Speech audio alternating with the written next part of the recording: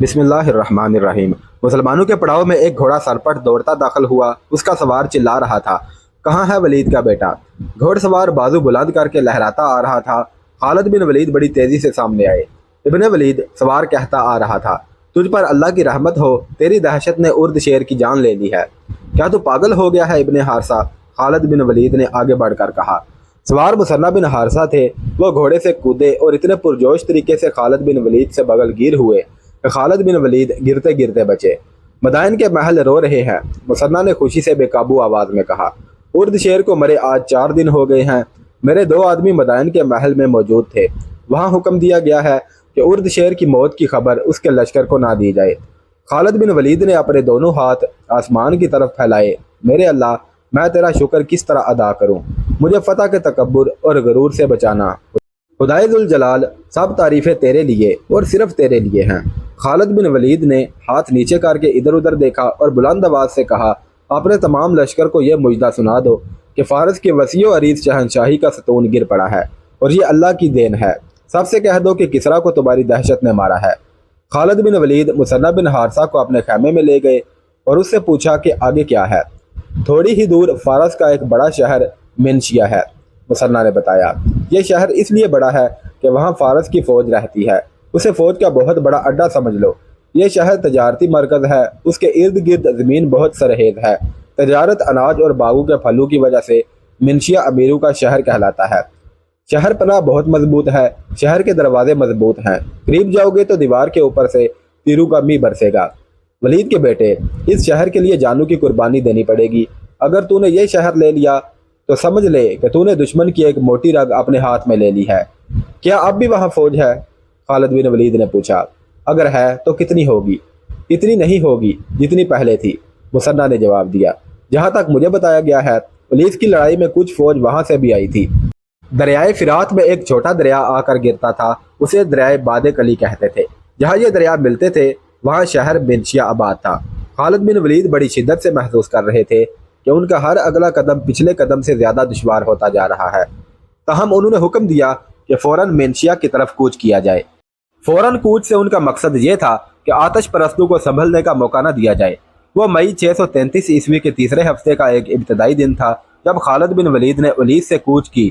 مدینہ کے مجاہدین فتح و نصرت سے سرشار تھے۔ وہ علاقہ سرسبز اور زرخیز تھا، گھوڑوں اور انسانوں کے لیے خوراک کی کوئی کمی نہیں تھی۔ لیکن منشیہ کا دفاع خالد بن ولید رضی اللہ تعالیٰ عنہ کو پریشان کر رہا تھا۔ جب شہر کی دیوار اور برج نظر آنے لگے تو خالد بن ولید نے اپنے لشکر کو روک لیا۔ مثنہ بن حارثہ ان سے الگ ہو گئے تھے۔ وہ چھاپا مار جنگ لڑنے کے ماہر تھے۔ وہ اپنے جانباز دستے کو ساتھ لے گئے تھے۔ خالد بن ولید نے انہیں یہ کام سونپا تھا کہ اپنے 2-4 آدمیوں کو کسی بھیس میں منشیہ تک بھیج کر معلوم کریں کہ وہاں آتش پرستوں کا کتنا لشکر ہے۔ زیادہ دیر نہیں گزری تھی کہ مثنہ بن حارثہ آ گئے۔ ابن ولید، انہوں نے خالد بن ولید سے کہا، یہ دھوکہ معلوم ہوتا ہے۔ خدا کی قسم، آتش پرست آمنے سامنے کی لڑائی سے منہ موڑ گئے ہیں اور اب وہ دھوکہ اور فریب کی لڑائی لڑنا چاہتے ہیں۔ کیا تو یہ نہیں بتائے گا کہ تو نے کیا دیکھا ہے؟ خالد بن ولید نے پوچھا۔ اور وہ کیسا دھوکہ ہے جو آتش پرست ہمیں دے رہے ہیں؟ شہر خالی ہے، مثنہ بن حارثہ نے کہا۔ دروازے کھلے ہیں، برجوں اور دیواروں پر بھی کوئی نظر نہیں آتا۔ کیا تیرے آدمی شہر کے اندر گئے تھے؟ خالد بن ولید نے پوچھا۔ نہیں ابن ولید، مثنہ بن حارثہ نے جواب دیا، وہ دروازوں تک گئے تھے، وہ تو قبرستان لگتا ہے۔ وہ کہتے ہیں کہ دروازوں میں سے انہیں نہ کوئی انسان نظر آیا نہ جانور۔ کیا تو اسے دھوکہ یا جال نہیں سمجھتا ابن ولید؟ ہاں ابن حارثہ، خالد بن ولید نے کہا، میں تیرے آدمیوں پر شک نہیں کروں گا کہ وہ جھوٹ بول رہے ہیں۔ ہمیں احتیاط سے آگے جانا ہوگا۔ خالد بن ولید رضی اللہ تعالیٰ عنہ نے اپنے سالاروں کو بلایا اور انہیں بتایا کہ منشیہ خالی پڑا ہے اور یہ دھوکہ ہوگا۔ دھوکہ یہ ہوگا کہ ہم اپنے لشکر کو شہر میں لے جائیں گے۔ خالد بن ولید نے کہا، وہاں کوئی نہیں ہوگا، اچانک دروازے بند ہو جائیں گے اور ہم محاصرے یا پھندے میں آ جائیں گے۔ ہم فوراً شہر پر حملہ بول رہے ہیں ابن حارثہ۔ خالد بن ولید مثنہ بن حارثہ سے مخاطب ہوئے۔ تیرا دستہ لشکر سے دور رہے گا اور تیری نظر لشکر پر ہوگی۔ اگر دشمن کہیں سے نکل آیا تو اس پر تیرا دستہ اپنے انداز سے حملہ کرے گا اور چھاپا مار قسم کے حملے کرتا رہے گا۔ تجھے اور کچھ بتانے کی ضرورت نہیں۔ باقی فوج کو انہوں نے 3 حصوں میں تقسیم کیا۔ پہلے کی طرح دائیں اور بائیں سالار عاصم بن عمر اور سالار عدی بن حاتم کو رکھا، لیکن اب ان کے کام مختلف تھے۔ दरवाजे खुले होने की सूरत में खालिद बिन वलीद रजी अल्लाह ताला अन्हु को शहर के अंदर जाना था। आसिम बिन अमर को उनके पीछे रहना था ताकि बवक्त ज़रूरत खालिद बिन वलीद की मदद को पहुंच सके। तमाम तर हदायत और हकाम देकर खालिद बिन वलीद ने पेश कदमी का हुक्म दे दिया। लश्कर के तीनों हिस्से शहर के करीब जाकर एक दूसरे से अलग हो गए। मुसन्ना बिन हारसा के जांबाज शहर के बाहर के इलाके में घूम फिर रहे थे। करीब एक जंगल था, कुछ इलाका चट्टानी था। मुसन्ना बिन हारसा ने अपने छापामार दस्तों को टोलियों में तकसीम कर दिया था। लश्कर के तीनों हिस्से शहर की दीवार के करीब पहुंच गए तो सालार अदी बिन हातम ने अपने दस्तों को शहर के इर्द गिर्द फैला दिया। खालिद बिन वलीद ने बड़े दरवाजे में जाकर बुलंद आवाज से ऐलान कराए कि शहर के लोग घरों से बाहर आ जाएं। अगर लोग बाहर ना आए तो शहर का कोई मकान खड़ा नहीं रहने दिया जाएगा। आतिश परस्तों, जिंदा रहना है तो बाहर आ जाओ, अपने सालारों से कहो बुज़दिल ना बनो। इस तरह के ऐलान होते रहे मगर दरवाजे के अंदर सकूत तारी रहा। खालिद बिन वलीद ने नियाम से तलवार निकाली, बुलंद आवाज से कहा, मेरे पीछे आओ, और उन्होंने घोड़े को एड़ लगा दी। फौज के जो दस्ते उनके साथ थे वह उनके पीछे शहर के दरवाजे में यूं दाखिल हुए जैसे किसी नहर या दरिया का बंद टूट जाता है। सबसे आगे सवार दस्ते थे। अंदर जाकर घोड़े फैल गए। खालिद बिन वलीद रजी अल्लाह ताला अन्हु ने हुक्म दिया कि घर घर की तलाशी ली जाए। खालिद बिन वलीद खुद एक ऊंची जगह खड़े हो गए और हकाम देने लगे। उन्होंने कासद से कहा कि सलार आसिम बिन अमर के पास जाए और उसे कहे कि अपने दस्ते अंदर ले आओ और प्यादा तीर अंदाजों को शहर की दीवार पर फैला दो। देखते ही देखते आसिम बिन अमर के तीर अंदाज तमाम दीवार पर फैल गए। वो अंदर भी देख रहे थे, बाहर भी। खालिद बिन वलीद दीवार के ऊपर गए और सारे शहर के गिर्द घूम आए। शहर में उन्हें अपने दस्तों के सिवा और कोई भी नजर नहीं आ रहा था। बाहर अदी बिन हातम के दस्ते थे। खालिद बिन वलीद की नज़र जहां तक काम करती थी उन्हें दुश्मन के लश्कर का कोई खुरा खोज नहीं मिल रहा था। उन्हें घोड़सवारों की 2-3 टोलियां दिखाई थी। वो मुसन्ना बिन हारसा रजी अल्लाह ताला अन्हु के सवार थे। खालिद बिन वलीद नीचे आ गए। उन्हें बताया गया कि एक ज़ईफ़ुल उमर आदमी एक मकान में चारपाई पर पड़ा ऊँग रहा है। खालिद बिन वलीद उस मकान में गए। एक बूढ़ा जिसकी आंखें आध खुली थी और मुंह भी खुला हुआ था, उसकी आवाज़ सरगोशी से बुलंद नहीं थी। क्या तुम वही लोग हो जिनके डर से शहर खाली हो गया है? बूढ़े ने पूछा। हम मुसलमान हैं, वो हाफिज ने कहा। मदीना के मुसलमान? बूढ़े ने पूछा और जवाब का इंतज़ार किए बगैर कहने लगा, मैं यहाँ का ईसाई हूँ। वो मुझे मरने के लिए छोड़ गए हैं। सब चले गए हैं। कहाँ चले गए हैं? भाग गए हैं, बूढ़े ने कहा। सालार भाग जाएं, फौज भाग जाए तो लोग क्यों नहीं भागेंगे? क्या खालिद बिन वलीद तुम्हारा सालार है? यहाँ सब उसे जिन और देव कहते हैं। हाँ हाँ, जिसने किसरा की इतनी ताकतवर फौज को भगा दिया है वो इंसान नहीं होगा। खालिद बिन वलीद ने उसे ना बताया कि वो जिन और देव उसके सामने खड़ा है। उन्होंने हुक्म दिया कि बूढ़े के मुंह में दूध डाला जाए। फौज कहाँ गई है? बूढ़े से पूछा गया। आगे शहर हीरा है, बूढ़े ने जवाब दिया। आज़ादबा वहाँ का हाकिम है। शायद उसने हुक्म दिया था कि सब लोग हीरा आ जाएं। हमारे उस शहर के जवान आदमी मदीना वालों के खिलाफ लड़ने गए थे। बहुत सारे मारे गए हैं। जो बचकर आ गए थे वो हीरा चले गए थे। पीछे बूढ़े, औरतें और बच्चे रह गए थे। यहाँ के सब लोग खालिद बिन वलीद से डरते हैं। हमारे भागकर आने वाले जवानों ने लोगों को और ज़्यादा डरा दिया। वो कहते थे कि मुसलमान खून का दरिया बहा देते हैं और वो इधर आ रहे हैं। सब भाग गए हैं। मैं नहीं भाग सका, मैं तो उठ भी नहीं सकता। वो मुझे मरने के लिए छोड़ गए हैं। उस बूढ़े को ऊँटनी का दूध पिलाकर उसके हाल पर छोड़ दिया गया। तकरीबन तमाम मुर्रखों ने लिखा है कि मैनशिया शहर इस हालत में खाली था कि लोगों के घरों में सामान और कीमती अशिया ऐसे पड़ी थी जैसे उन मकानों के मकीन अभी अभी कुछ देर के लिए बाहर निकल गए हों। खालिद बिन वलीद रजी अल्लाह ताला अन्हु के हुक्म से तमाम फौज को शहर में बुला लिया गया और उन्हें माले गनीमत इकट्ठा करने की खुली छुट्टी दे दी गई। यह अमीरों का शहर था। घरों में कीमती अशिया और कपड़ों की अफराद थी। मुसलमान बाज़ चीज़ों को देखकर हैरान होते थे। ये चीज़ें वो अपने साथ ले जाना चाहते थे। जब सामान एक जगह इकट्ठा किया गया तो खालिद बिन वलीद ने देखा। आग लगा दो इस सामान को, खालिद बिन वलीद ने हुक्म दिया। ये ऐशो इशरत का वो सामान है जिसने इस कौम को बुज़दिल बना दिया है। इन लोगों का अंजाम देख लो, इनके महल और मकान देख लो। खुदा की कसम, खुदा जिसे तबाह करना चाहता है उसे ऐशो इशरत में डाल देता है। हमें आगे जाना है, जला दो इसे और सोना, हीरे, जवाहरात और रकमें अलग जमा कर दो। तिबरी ने खास तौर पर लिखा है कि खालिद बिन वलीद ने इस ख्याल से कीमती ज़रूफ, रेशमी कपड़े और अमीर घरों का सामान जला देने का हुक्म दिया था कि मुजाहिदीन जहाज से मुंह मोड़ जाएंगे। खालिद बिन वलीद ने दस्तूर के मुताबिक उसके 4 हिस्से फौज में तकसीम कर दिए और 5वां हिस्सा مدینہ میں خلیفہ ابو بکر صدیق کو بھیج دیا۔ طبری نے لکھا ہے کہ خلیفہ ابو بکر صدیق نے مدینہ کے مسلمانوں کو مسجد میں بلایا اور انہیں خالد بن ولید کی فتوحات کی تفصیلات سنائی۔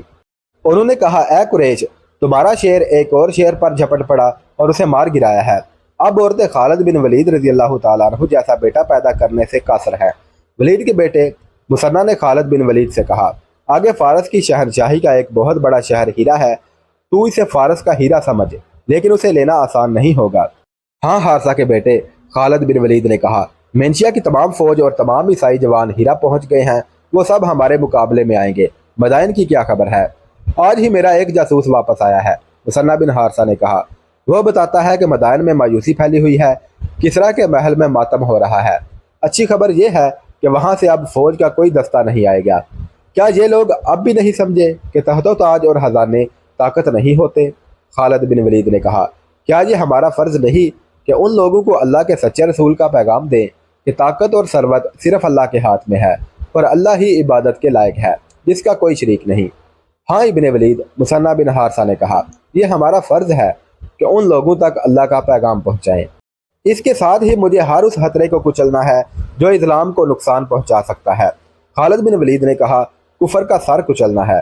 تاریخ اسلام کا یہ ابتدائی دور بڑا ہی نازک تھا۔ اسی دور میں اسلام کی عسکری روایات کی بنیاد رکھنی تھی، امت رسول کے لیے جذبے کی شدت اور اہمیت کا تعین کرنا تھا۔ اس روایت کی بنیاد اس اصول پر رکھنی تھی کہ نفری اور طاقت کی کمی شکست کا باعث نہیں بن سکتی، جذبہ اور اسلام کی محبت اس کمی کو پورا کر دیا کرتی ہے۔ خالد بن ولید کو احساس تھا کہ وہ اس خیال سے پیچھے ہٹ آئے کہ لشکر مسلسل لڑ لڑ کر تھک گیا ہے اور نفری بھی کم ہوتی جا رہی ہے اور اپنے مستقر یعنی مدینہ سے بھی دور ہٹتے جا رہے ہیں، تو آنے والی نسلوں کے لیے یہی روایت بن جائے گی کہ جہاں رکاوٹ یا کوئی دشواری پیش آ گئی، سالار اپنی فوج کو واپس لے آئیں گے۔ خالد بن ولید ایسی روایت قائم نہیں کرنا چاہتے تھے۔ خالد بن ولید کو خلیفۃ المسلمین کی پشت پناہی حاصل تھی۔ اس وقت کی خلافت کی پالیسی میں کفار کے ساتھ دوستی یا مذاکرات کا ذرا سا بھی دخل نہیں تھا۔ دشمن کو دشمن ہی سمجھا جاتا تھا۔ یہ نہیں دیکھا جاتا تھا کہ دشمن کتنی دور ہے اور کتنا طاقتور ہے۔ اصول یہ تھا کہ دشمن کے سر پر سوار ہو جاؤ اور اس کے لیے دہشت بن جاؤ۔ فارس کی شہنشاہی کوئی معمولی طاقت نہیں تھی۔ خالد بن ولید نے اتنی بڑی طاقت کے پیٹ میں جا کر بھی پیچھے ہٹنے کی نہ سوچی۔ انہوں نے یہ بھی نہ سوچا کہ لشکر کو کچھ آرام دیتے اور اس کی تنظیم میں اگر کچھ خامیاں رہ گئی تھیں تو وہ دور کر لیتے۔ مثنیٰ بن حارثہ نے انہیں بتایا کہ ہیرا میں مقابلہ بڑا سخت ہوگا، تو بھی خالد بن ولید نے اپنے فیصلے پر نظر ثانی کی نہ سوچی۔ انہوں نے اسی وقت اپنے سالاروں کو بلایا۔ خدا کی قسم، خالد بن ولید نے سالاروں سے کہا، مجھے یقین ہے کہ تم یہ نہیں سوچ رہے کہ ہم جتنا آگے بڑھتے جا رہے ہیں ہمارے لیے خطرے بڑھتے جا رہے ہیں۔ نہیں ابن ولید، ایک سالار نے کہا، ہم میں سے کوئی بھی ایسا نہیں سوچ رہا، اور ہم میں سے کوئی بھی ایسا نہیں سوچے گا، دوسرے سالار نے کہا۔ اور مجھے یہ بھی یقین ہے، خالد بن ولید رضی اللہ تعالیٰ عنہ نے کہا، کہ تم میں سے کوئی بھی نہیں سوچے گا کہ دشمن کتنا طاقتور ہے۔ نہیں ابن ولید، سالار عاصم بن عمر نے کہا، ہمیں یہ بتا کہ تو آج یہ بات کیوں پوچھ رہا ہے؟ تم پر اللہ کی رحمت ہو۔ خالد بن ولید نے کہا، ہماری اگلی منزل بہت دشوار ہے۔ اللہ کے سوا کوئی نہیں جانتا کہ ہم میں سے کون رہتا ہے اور کون دنیا سے اٹھ جاتا ہے۔ اپنے دلوں پر نقش کر لو کہ اپنے فرض سے منہ موڑ کر اللہ کے سامنے جاؤ گے تو تمہارا ٹھکانہ بہت برا ہوگا، اور تم جانتے ہو وہ ٹھکانہ کیسا ہے۔ روایت جو تم آج قائم کرو گے وہ ایک ورثہ بن جائے گی جو تم آنے والی نسلوں کے لیے چھوڑ جاؤ گے، اور یہ روایت اسلام کی بقا کا یا فنا کا باعث بنے گی۔ ہمیں اسلام کی بقا اور سربلندی کے لیے لڑنا ہے۔ قرآن کا حکم یاد کرو کہ لڑو اس وقت تک جب تک کفر کا فتنہ موجود ہے، اور دشمن کو معاف اس وقت کرو جب وہ ہتھیار ڈال کر تمہارے آگے جھک جائے۔ پھر اس سے وہ شرطیں منواؤ کہ اس کا ڈنک مارا جائے اور اس کا دل رسول اللہ صلی اللہ علیہ وسلم کے شدائیوں کے خوف سے کانپتا رہے۔ اپنے سالاروں کے جذبے میں نئی روح پھونک کر خالد بن ولید نے انہیں بتایا کہ آگے آتش پرستوں کا بڑا مضبوط فوجی اڈہ ہیرا ہے، جہاں کے حاکم ازادبہ نے بہت بڑا لشکر جمع کر رکھا ہے۔ آتش پرست پہلی لڑائیوں میں بے شمار کشتیاں لائے تھے، وہ اب مسلمانوں کے قبضے میں تھی۔ خالد بن ولید رضی اللہ تعالیٰ عنہ نے اپنے لشکر کو کشتیوں میں ہیرا تک لے جانے کا فیصلہ کیا۔ دریائی راستہ آسان تھا اور چھوٹا بھی تھا۔ یہ پہلا موقع تھا کہ ریگزاروں میں لڑنے والے دریاؤں کے سینے پر سوار ہوئے۔ دشمن سویا ہوا نہیں تھا۔ ہیرا کا حاکم ازادبہ تو راتوں کو بھی نہیں سوتا تھا۔ ہیرا میں یہ خبر نہیں پہنچنے دی گئی تھی کہ شہنشاہ فارس ارد شیر مر چکا ہے۔ وہ ابھی تک ہر بات اور ہر حکم میں ارد شیر کا نام لیتا تھا۔ उस रोज वो हीरा की शहर पनाह का मुआयना कर रहा था। उसने शहर में बेपनाह लश्कर जमा कर लिया था। वो जिस दस्ते के सामने जाता वहां चिल्ला चिल्ला कर कहता, जरतश्त की तुम पर रहमत हो। वो बुजदिल थे जो काजमा मजार और ओलीस में सहरा के बदबू के हाथों पिट गए थे। उनके मुर्दा जिस्मों को जरतश्त के शोले चाट रहे थे। ऐ यसू मसीह के नाम लेवाओ, तुम हमारे साथ कंधे से कंधा मिलाकर मुसलमानों के खिलाफ लड़ने आए हो। याद करो अपनी उन बेटियों को जो लोंडियां बनकर मदीना पहुंच गई हैं। याद करो उन जवान बेटों को जिनके मुर्दा जिस्मों का गोश्त भेड़िए, गीदड़ और गोश्त होर परिंदे खा गए हैं। उन्हें भी जो कैदी होकर मदीना वालों की गुलामी में जा पड़े हैं। मुसलमान फतह के नशे में बेखतर बड़े आ रहे हैं। उनके लिए ऐसा खतरा बन जाओ कि जिंदा वापस ना जा सकें। शहनशाह फारस उर्द शेर तुम्हें मुबारकबाद देने आएंगे, तुम्हें इनामो इकराम से मालामाल कर देंगे। शहर पनाह और बुर्जू के मुआयने के दौरान उसने देखा कि दूर एक घोड़सवार घोड़े को इंतहाई रफ्तार से दौड़ाता आ रहा था। दरवाज़ा खोल दो, अजादबा चिल्लाया। ये सवार बेंशिया की तरफ से आ रहा है। कई आवाज़ें सुनाई दी। दरवाज़ा खोल दो, सवार को आने दो। अजादबा बड़ी तेज़ी से दीवार से उतर गया। सवार के पहुंचने तक दरवाज़ा खोल दिया गया। सवार रफ्तार कम किए बगैर अंदर आ गया। अजादबा घोड़े पर सवार था। उसने घोड़े को एड़ लगाई और आने वाले सवार की तरफ गया। कोई खबर? अजादबा ने पूछा। वो आ रहे हैं, सवार ने हाँफती हुई आवाज़ में कहा। सारा लश्कर कश्तियों में आ रहा है। वो खालिद बिन वलीद के लश्कर की पेशकदमी की खबर दे रहा था। कश्तियों में? अजादबा ने पूछा। बंदे कितनी दूर हैं? बहुत दूर, सवार ने जवाब दिया। अभी बहुत दूर है। अजदाबा का बेटा सालार था। अजदाबा ने अपने बेटे को बुलाया। आज तेरी आजमाइश का वक़्त है मेरे बेटे, अजदाबा ने कहा। एक सवार दस्ता साथ ले और तूफान से ज़्यादा तेज़ रफ्तारी से बंद तक पहुँच और फिरात का पानी इस तरह पी ले कि फिरात सूख जाए। मुसलमानों का लश्कर कश्तियों में आ रहा है। देखते हैं कि तू पहले पहुँचता है या मुसलमान। उसका बेटा एक सवार दस्ता लेकर बहुत तेज़ रफ्तारी से शहर से निकल गया। खालिद बिन वलीद का लश्कर बड़ी अच्छी रफ्तार पर आ रहा था। चूँकि वो बारिश का मौसम नहीं था इसलिए दरिया में पानी कम था, लेकिन कश्तियों के लिए काफ़ी था। अचानक पानी कम होने लगा, फिर पानी ख़त्म हो गया और तमाम कश्तियाँ कीचड़ में फंस के रह गई। मदीना के मुजाहिदीन पर खौफ तारी हो गया। देखते ही देखते दरिया का खुश्क हो जाना खौफ वाली ही बात थी। खुद खालिद बिन वलीद परेशान हो गए। मत घबराओ वलीद के बेटे, किनारे से मुसन्ना बिन हारसा की ललकार सुनाई दी। मत डरो अहले मदीना, आगे दरिया पर एक बंद है। हमारे दुश्मन ने बंद पर पानी रोक लिया है। बड़ी तेजी से सवार अपने घोड़े कश्तियों से निकाल लाए और ये दस्ता सरपट दौड़ता बंद तक पहुंचा। अजदाबा का बेटा अभी अपने सवारों के साथ वहीं था। मुसलमान सवारों ने उन पर हल्ला बोल दिया और उनमें से किसी एक को भी जिंदा ना छोड़ा। मुसलमानों ने बंद खोल दिया। कश्तियों तक पानी पहुंचा तो कश्तियां उठने लगी। मलाहों ने चप्पू थाम लिए और कश्तियां तैरने लगी। अजदाबा अच्छी खबर के इंतजार में दीवार पर खड़ा बेताब हो रहा था। उसका एक सालार उसके पास आन खड़ा हुआ। बहुत बुरी खबर आई है, सालार ने कहा। कहाँ से? अजदाबा ने घबरा कर पूछा। क्या मेरा बेटा? मदाइन से, सालार ने कहा। शहनशाह उर्द शेर मर गए हैं, लेकिन ये खबर खुफिया रखनी है। इतने में एक सवार उनके पास आया और घोड़े से उतरकर आदाब बजा लाया। अगर ये मेरा फर्ज ना होता तो मैं ऐसी खबर जुबान पर ना लाता, सवार ने कहा। मैं सुन चुका हूँ, अजदाबा ने कहा, कि किसरा उर्द शेर। नहीं, सवार ने कहा, आपका बेटा बंद पर मारा गया है। उसके तमाम सवारों को मुसलमानों ने काट डाला है। मेरा बेटा? अजदाबा के मुंह से निकला और उसका रंग लाश की तरह सफ़ेद हो गया।